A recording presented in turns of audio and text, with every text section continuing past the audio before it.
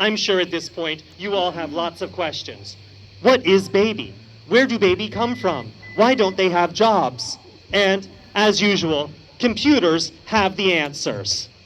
Meet Medic, that's M-E-D-I-C, the star of David Chauvin's The Unborn from 1981.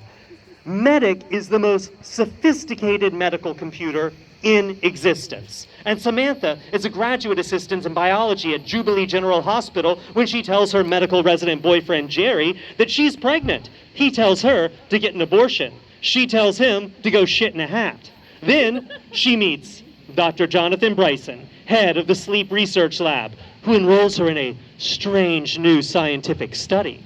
See, instead of analyzing the sleeping EEG patterns of expecting mothers by printing out their brainwaves and sending them to Medic, Dr. Bryson has patched their brainwaves directly into the Medic supercomputer. Oh no! Baby plus computer equals pure evil. Soon, Dr. Bryson is saying seductive things to Samantha like, I think you have an unusual EEG pattern. And then they're making sweet, sweet love. But suddenly something goes wrong when Dr. Bryson's boner wilts, and she jams a finger up his butt because she needs his semen. Why does Samantha need his semen?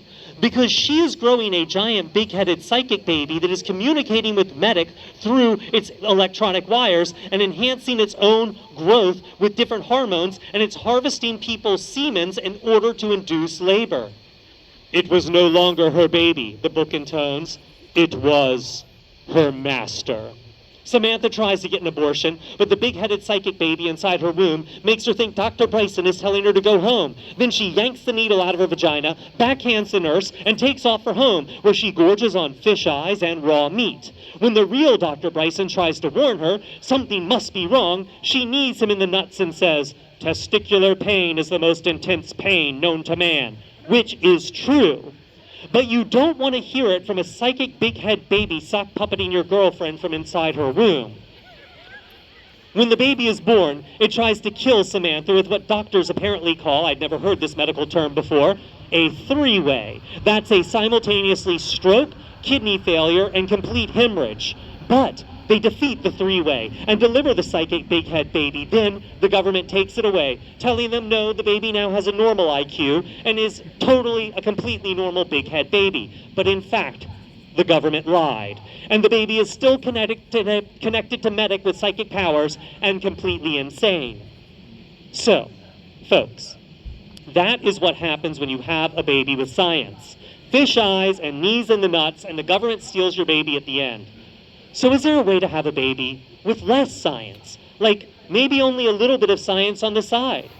Sometimes this is possible. See, every story about pregnancy is actually a story about all the ways man has tampered with the forces of nature in ways that are completely unnatural, and he must now be punished for it. In some cases, those unnatural ways of tampering with nature are pharmaceutical. In other cases, it's psychoanalysis. And in other cases, it's using a surrogate parent. In Hush Little Baby, Amanda is a top advertising director in Atlanta, Georgia, who is humiliated that she can't have a baby, and even more humiliated when her OBGYN suggests that she and her husband Branch, a top radio DJ, consider a surrogate mother. Amanda has nightmares that the surrogate mother will invade her house and steal her baby, while Branch has dreams about the surrogate mother invading the house and having sex with him. Men and women, they're different. Meanwhile, Amanda's OBGYN, Dr. Borg, dreams about having sex with his sister. Dr. Borg is another in a long line of cold, emotionless OBGYNs in baby horror books. He has a dead mother, a lawyer who explains to Amanda that Dr. Borg is a sadist, and he spends Christmas Day all alone reading old medical journals like some kind of board-certified Grinch. The only person he has any human relationship with is his sister Rochelle, and their relationship is icky. Now, the only person Dr. Borg admires besides Rochelle is Flora Butler, whom he describes as born to breed and a human incubator.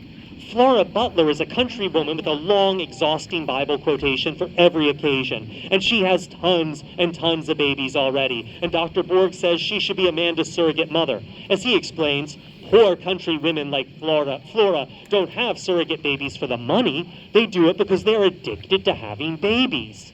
Branch and Amanda figure, what can go wrong? But then something does go wrong, because Flora has multiple orgasms while pushing out their baby, and then her ridiculously large family are killed in a car accident, down to the very last toddler, and she goes crazy. Confined to a locked mental ward, she's only saved when she remembers that she has one, quote, real baby left, and that Amanda and Branch are keeping that baby warm for her. A helpful nurse gives her their home address and lets her out of the mental institution, and now Flora is on a mission. As she stalks the family, Branch gets nervous because as a big-time radio DJ in Atlanta, Georgia, he has to be careful about the image. And if people found out his wife couldn't have a baby and resorted to a surrogate, his DJing career will be over. In an attempt to hush things up, he hires Flora to be the baby's nanny, figuring, I guess, if you can't beat her, give her the keys to the house or something. Besides, he explains, it's actually her baby. So what's the big deal? Amanda does not find his behavior supportive. Dr. Borg, meanwhile, is ashamed also. He's ashamed that people might find out that he hires poor women like Flora to have babies for his rich patients. So he hires a hitman to run Amanda over with his car. In the meantime, Branch's plan turns out to have a fatal flaw, because when Flora sees Amanda and Branch's house, she realizes they are sinful and decadent and have ruined her baby with their privilege, and the only way to be a good mother is to send the baby to heaven with its 11 brothers and sisters. And the only way to mail a baby to heaven, apparently, is by murdering. So she goes off to murder the baby in the exciting climax, while Amanda runs around jumping out around cars and hitmen, and Dr. Borg slaps his sister Rochelle a whole bunch of times because apparently he wants to have sex with her. In the end, no one dies except Flora and her 11 babies and Dr. Borg. Also Rochelle. But otherwise, the surrogate parenting experience has been overwhelmingly positive for Amanda and Branch. So, if you want to have a baby with half the science and twice the body count, I highly recommend surrogate parenting. And now, I get it. You're not even paying attention to me anymore. You're all, sluts who are making babies. So I assume, by Monday you're going to have a baby, and, somehow, I don't know how you're going to have your baby, but it will be in your arms, whether you do it through normal sex or a surrogate or IVF or adoption or, okay, so now you got a baby, right? Okay, so the first thing you need to do when you have your baby is make sure that what you have is actually a baby, because it could be an alien, or it could be possessed by an ancient malevolent spirit out for revenge, or it could be chemically altered, it could be raised poorly, it could be psychic, killer baby, it could be inappropriately violent, it could be the spawn of a Nazi experiment, it could be a reincarnated serial killing children who are all encased in wax shells to look like dolls. It could be an adult who uses hormones to stunt his growth and a razor to shave his pubic hair to trick you into thinking he's your son when he's actually an adult man who wants to have an ancestral affair with you. But what's becoming more and more common, in a real tragedy, the number one way parents are fooled into thinking they've had babies when they've had something else? They're having Satan's baby. Satan, apparently, is very, very horny to make babies with human women, and it is exceptionally difficult to make him stop doing this. Most famously, he impregnated an American nun named Margaret at a disco in Rome back in the 70s, and her double spawn was adopted by Gregory Peck and Lee Remick, and he turned out to be, the spawn of Satan. Not Gregory Peck, the baby was the spawn of Satan. And baby Damien's adventures as he grew older and eventually took over the globe-spanning Thorn Industries mega corporation were chronicled in 3 Omen movies, which are kind of like the 20th century Fox equivalent of a baby book. And those movies spawned their own 3 novelizations, which sold millions of copies and actually gave the world not just the 3 Omen novelizations based on the Omen movies, but also 2 novelizations not based on movies, The Omen 4, Armageddon 2000, in which a woman referred to as the Barbara Walters of the BBC gives birth to a baby out her butt in the opening chapter before dying. And then there was Omen 5, The Abomination, which takes place after a nuclear war has destroyed most of the Middle East, and ends up with Damien being killed by a woman who jumps on him and stabs him to death with 7 knives and smothers him with, yes, her mutilated vagina. But Sometimes Satan doesn't need to go big and give birth to the future CEO of Thorne Industries, which is, as I said, the world's largest multinational corporation. Sometimes Satan just wants to chill. He just wants to cruise the Red Lantern Lounge down at the end of the block where toothless alcoholics drink their rock gut vodka, where he can meet a gal like Patty Thompson, a divorced 23-year-old mother of two who lives with her own mother in a 2-bedroom apartment complex that smells like stale cabbage. We're talking seed of evil. Patty glanced at her reflection behind the bar, then quickly turned her head away. The less she saw of herself, the less she'd remember how pathetic she really looked. Clearly, Satan likes picking up girls with low self-esteem. Patty is immediately taken by Sam, quote unquote, a glittering-eyed stud with dark black hair and devilish good eyes, who picks her up saying lines like, "You live on the edge of darkness, baby," which is a clear indication that this guy is either Satan or a singer-songwriter. In either case, he's a deal breaker. Once inside Patty's apartment, Sam reveals that he has an inhumanly long penis. Frightened, Patty begs him not to have sex with her, but then his penis gets even bigger, and he has sex with her anyways. To make it even worse, her mom walks in on them in the middle, tries to stab Sam with a butcher's knife, then he pulls out, urinates on Patty, and disappears, all while laughing maniacally.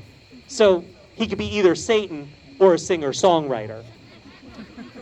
Predictably, Patty now gives birth to a satanic child named Richard, who uses his psychic powers to murder his grandmother by shoving her headfirst through the TV, then spends a really long time correcting everyone's grammar before twisting his brother's head off while suspending him in midair with his telekinesis.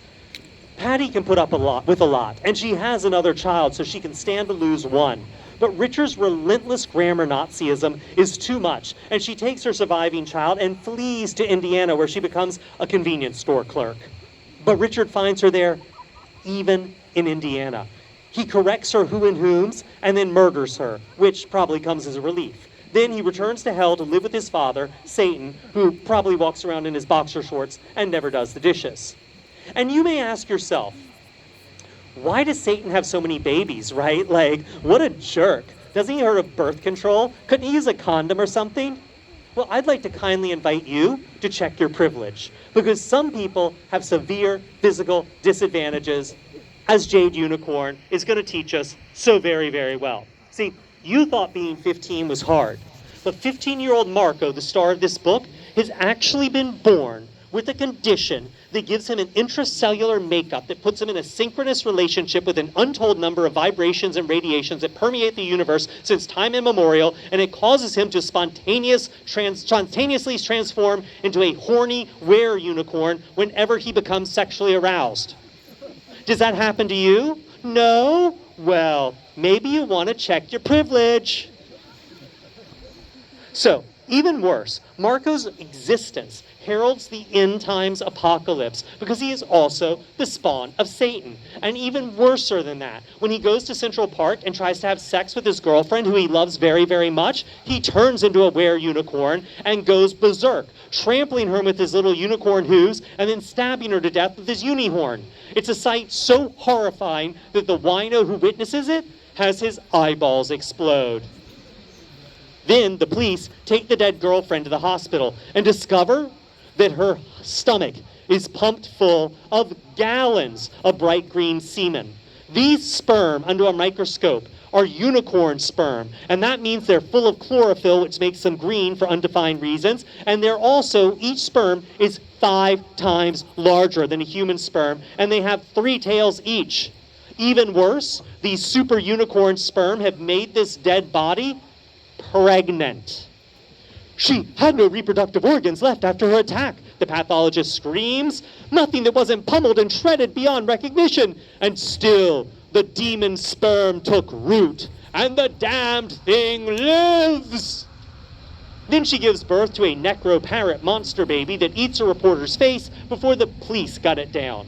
So, it's not really Satan's fault. He has demonic sperm that can take root in pretty much anything short of a doormat, whether it's nuns on vacation, Frank Sinatra's third wife, or divorced moms with low self-esteem. But it is not just the implacable ultra-fertility of Satan's sperms that accounts for all the killer kid books out there. No, the other great Satan is responsible for all these killer kid books as well. Late-stage capitalism. See, killer kids were big business because terrible tykes have been baked into horror's DNA all the way back to when horror first became a lucrative genre in publishing thanks to 3 books. Rosemary's Baby in 1967, about a woman giving birth to Satan's little miracle. The Exorcist in 71, about a 12-year-old girl possessed by Satan and saying dirty words to Catholic priests. And Thomas Tryon's The Other, which sold 3.5 million copies that same year and is about 13-year-old twins, and one of them is good and the other kills babies and pickles them in wine jars. But no one made the killer kid business bigger than one man. And his name was John Saul. A young girl is murdered in the small town of Port Arbello. Now, 100 years later, a young family moves to the town and the killings start again. Could it be the sins of the past are reaching through time to claim victims in the present? A new teacher comes to the small town of Nelsville, Washington, and the students begin to kill themselves violently. Could it be that the sins of the past are reaching through time to claim victims in the present? A new family comes to Clark's Harbor, a picture-perfect coastal haven, but a child's visions predict death for the new families. Could it be that the sins of the past are reaching through time to claim victims in the present? A young blind girl is murdered in the small town of Paradise Port, a picture-perfect coastal village. Now, 100 years later, a young family moves to the town and the killings start again. Could it be the sins of the past are reaching through time to claim victims in the present? Oh, we're doing the whole bibliography, y'all. The small town of Emberton, Colorado is haunted by the ghosts of children who died there long in the past. Now it's sprucing itself up to welcome strangers. Well, could it be that the sins of the past are reaching through time to claim victims in the present? John Saul had a theme, and he worked it hard. He loved ghost children and killer children and psychic children, and he had something like 60 million books in print about them, which is a lot of books for a man who describes himself as, basically, I'm very lazy. Okay, I want to tell you a little about John Saul because he's almost more fascinating than his books. So in the 70s, John Saul lost his job and he couldn't get unemployment insurance. And so he wrote a book over a weekend and sold it for $200. Then an agent who had the same last name took him on board because he's like, hey, we're both named Saul. And in 76, he sold the outline for a psychological thriller to Dell, which became Suffer the Children. And it exploded onto bestseller lists. But you guys, John Saul has a secret that I'm going to share with you tonight. Back in 1975, in Oshkosh, Wisconsin, at a Catholic church, John Saul married his husband, Michael Sack, at a secret midnight ceremony presided over by the church's actual priest. So even though they're not married in a civic ceremony in the eyes of the Catholic Church, they are married in the eyes of God. And that Suffer the Children book that John Saul sold, Michael Sack actually wrote that plot outline. And actually, Michael Sack writes the books. John Saul and Michael Sack come up with the basic idea of the book, and then Sack goes off and writes elaborate, detailed outlines with every single scene, what the dialogue's going to be like. He comes up with all the characters, and then John Saul does the rest. As Saul said in a 2001 interview, left to my own devices, no one would actually do anything in my books. Michael moves all the characters around, and I'll tell you as a writer, moving all the characters around is a big part of writing a book. Every book contract John Saul has is actually in the name of John Saul and Michael Sack. But their publisher specifies in the contract that the books are published under John Saul's name and that Saul does all the publicity and Sack will stay in the background. I mean, this is a life story that is more amazing than any John Saul book, except one. Tonight, you are going to watch 3 movies about the horrors of babies and childbirth. You're going to see Possession, The Brood, and It's Alive.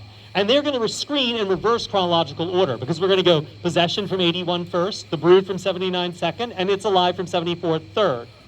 Now, Possession seems like it's the movie that kind of doesn't belong. But happy to help discourage you from having sex or any kind of intimacy with another human being. And also, what ties it to The Brood is that just as Cronenberg's movie was made as he recovered from a brutal divorce and fought over his custody of his child with his ex-wife, Possession has its roots in the director Zawalski's traumatic divorce from his actress wife, Malgorzata Bronek. And both movies, he also fought for custody of their only child with her. And both movies feature perhaps an unhinged father fighting over the creepy blonde only child they've had from their first marriage as it goes to hell around them. Now, in Possession, there's a monster boyfriend, but in Brood, the science of psychotherapy has resulted in monster babies, and then you have It's Alive, which features monster babies courtesy of pharmaceutical science. And so, I wanted to give John Saul and Michael Sack the final word in this long-winded introduction, and what I hope has been an educational workshop for you all, if you're thinking about having children, because no one brings the themes of divorce, science, babies, and killer children together the way Saul and Sack weave them into one delicious chocolate and peanut butter, ebony and ivory mishmash of delicious depravity in The God Project. Stephen and Sally Montgomery are two totally normal, loving parents who had their babies the old-fashioned way with sexual intercourse. No science. They live in the pleasant town of Eastbury, USA with their newborn Julie and her 8-year-old brother, Jason. And what could possibly go wrong? Well, it's a John Saul book, so probably everything. See, Sally is a computer programmer, and she can calculate the time it will take to boil a kettle by determining the mass of the water, the electrical resistance of aluminum, and the surface area of the heating element. Her mother-in-law thinks she should spend less time on math and more time on loving her husband. But Sally ignores her. She'd rather do science than be a mom. And the gods of horror fiction take notice, and by the end of chapter 1, baby Julie is dead. The doctors say it's sudden infant death syndrome, or SIDS. But Sally's helpful mother-in-law tells her that's just a fancy made-up doctor word to coddle guilty parents. She's convinced Sally must have done something wrong by studying too much math. As she says, babies don't just die. This passive-aggressive guiltogram burrows its way into Sally's brain, and soon she's internalized it and decided that baby Julie died because somehow the baby psychically intuited that she and Steve had briefly contemplated having an abortion when she found out she was pregnant.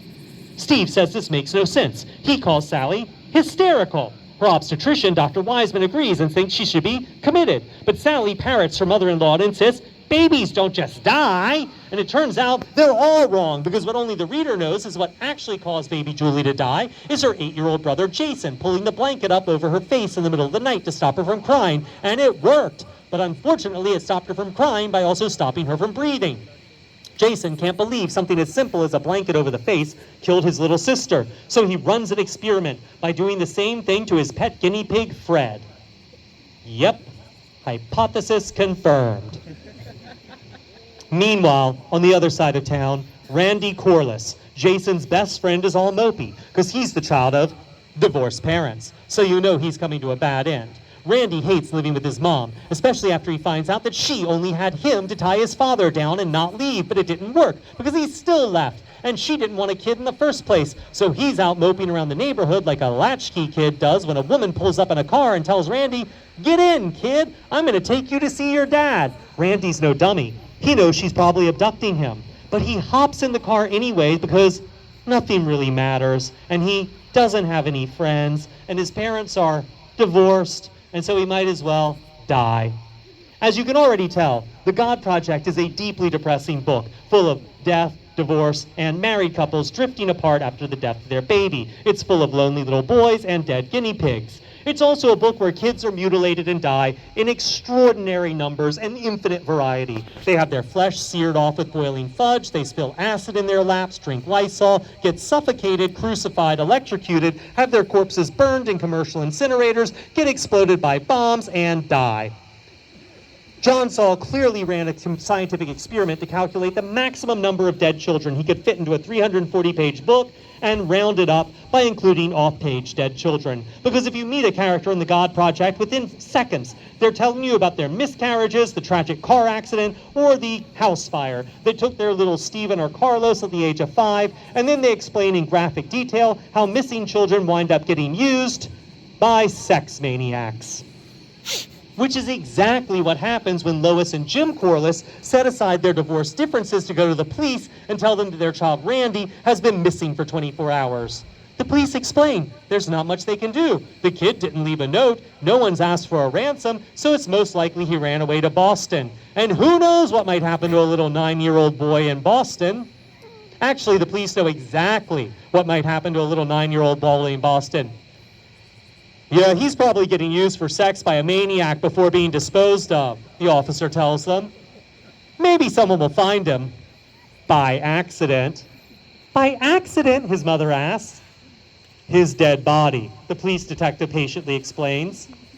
What the reader knows is that Randy Corliss is actually not getting cornholed in Medford, but instead he's been taken to the Academy, a special school full of other little boys who, he's told, are just like you. They don't have any friends either. He's supposed to wait there while his parents patch up their differences. In the meantime, the little boys play fun games, like throwing each other into electric fences and falling off rocks and shattering their skulls, driving bone splinters deep into their brains. But don't worry, Randy. As Dr. Hamlin, the school principal and administrator, explains, a few of our boys have died, but that happens at every school, doesn't it? Meanwhile, back in Eastbury, USA, computer brain Sally and divorce mom Lois bond when they discover that their sons have never been sick, have never broken a bone, have never missed a day of school because of a cold, and they appear to have a note in their school medical records indicating they're part of a study run by CHILD, the Childhood Health Institute for Latent Diseases. Using computer magic, Sally tracks down CHILD, and her doctor is appalled. Sally, this is a respected organization that has contributed a lot to medical research, she blusters, before admitting that the study is what he doesn't know what the study is studying, and actually for years he's just been sending off the boys' medical information without knowing why. Turns out CHILD is really the Academy, and it's losing children at an alarming rate, but all in service to a good cause. Science! Randy figures out a way to escape from the Academy, and so the head of research, who loves shouting things like, I'm a scientist, Paul, reluctantly shuts down their operation so it won't be exposed by the runaway little boy. That involves waking up all the little boys at the Academy and telling them there's a special party in the cafeteria where they can get homemade hot cocoa. Then, one by one, they're taken from the cafeteria into another room for a special surprise, which is actually being put in a depressurization tube and suffocated. As we're later told, it's the same kind of depressurization tube they use at the pound to get rid of unwanted puppies. Oh, geez, the final little boy complains as he watches his last friend disappear to take the special gift. Why do I always have to go last? Oh, you'll get your turn, son. Jason's family finds Randy, and the two little boys are reunited and promptly electrocute each other and try to saw off their hands. But it turns out it doesn't hurt. Science has made them invulnerable because, as the head of research says, they aren't little boys, they aren't even human, they're genetically engineered. They're no longer children, they are mutants. And with that, hitmen take out pretty much everyone, especially Randy's divorced parents, who seem to be on the verge of reuniting, but they can't kill Randy because he's a mutant. And Sally and Steve decide to raise Randy with Jason because that's what you do with children. Cut to 3 years later. Sally and Steve have aged 30 years in the interim because the boys with their mutant powers are horrible.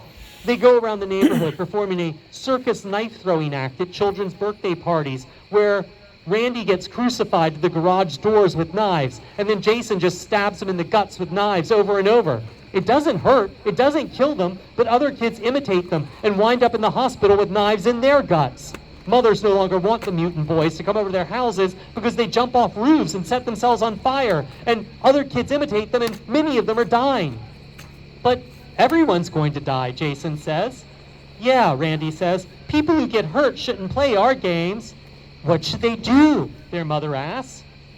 They should do exactly what we tell them to. Steve and Sally decide to kill the boys because they're clearly monsters, and they have an unstoppable paralyzing agent that will keep the boys from breathing, so they asphyxiate in their own saliva. After much hair pulling and wailing, they give the boys a mega dose of the paralytic agent and watch them die. Then they go downstairs to the kitchen table and cry. A few minutes later, the boys come downstairs too.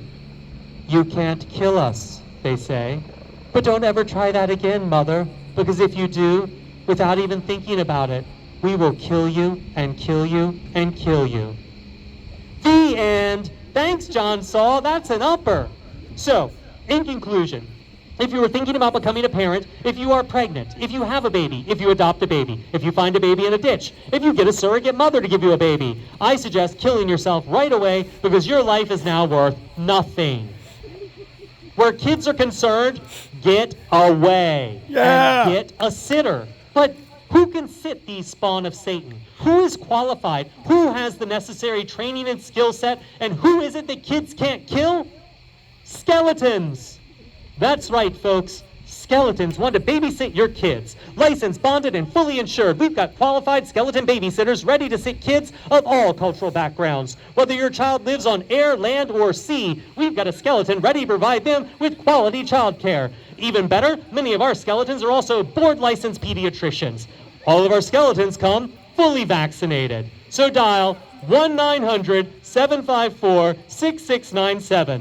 That's 1-900-SKINNYS. That's right, 1-900-SKINNYS. Skeleton operators are standing by now to help you find quality childcare for all your psychic big heads hellspawn. Thank you guys, and I hope you enjoy the show.